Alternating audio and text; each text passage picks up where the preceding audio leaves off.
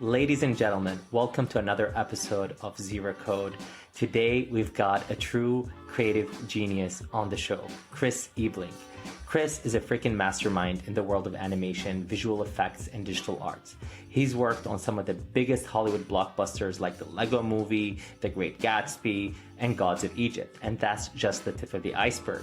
Not only that, but he's also a leader in education and mentoring. He has helped shape the future of the industry by building the Animal Logic Academy at the University of Technology at Sydney, Australia, and inspired a new generation of artists and innovators through its first-of-its-kind Master of Animation and Visualization program. But Chris isn't content just with these academic endeavors. He has also founded his own creative studio, Virtually Human Studios, where he's pushing the boundaries of Web3 and exploring the potential of mixed reality and data. You might know one of his most successful projects, Zrun. Zrun is one of the top 10 games that have ever been created in the play to earn, now switching to play and earn model that is NFT powered. This guy is constantly innovating and pushing the limits of what's possible. I'm really excited to talk to Chris and pick his brain about his creative process, the future of interactive media, and all sorts of crazy stuff. So grab your coffee, kick back, and join me in welcoming Chris Ebeling to the podcast. Thank you. You know, you're an avid game player yourself, big fan of games. And now we get into the NFT intersection with play to earn video games or play and earn video games.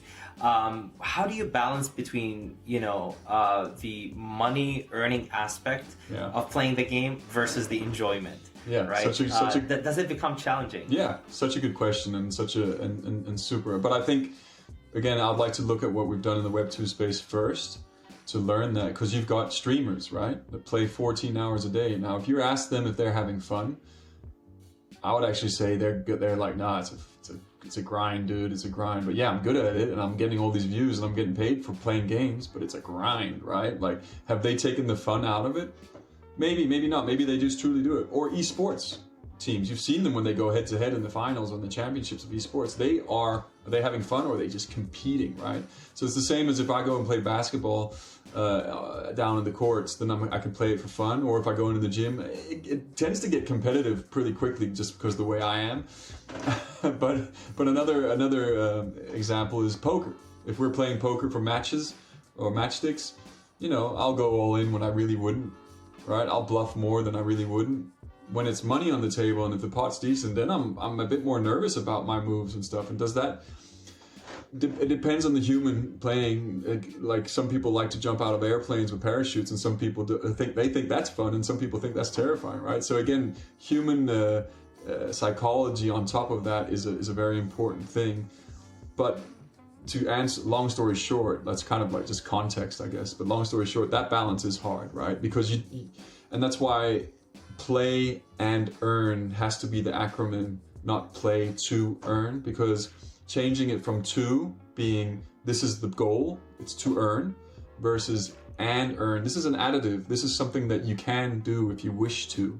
And if you want to, it puts the focus back on play. And I think when you're creating entertainment, when you're creating games, fun first, right? There's a metric, again, time to fun, that I love to use, which is how fast can you give someone the pleasure of fun through your game? And that's when you're doing UX and UI. How many clicks do you have to do? And, for anybody who's in the Web3 space for 4 years, how how many clicks it takes to get through MetaMask and all that. Like, that's not for everyone, man.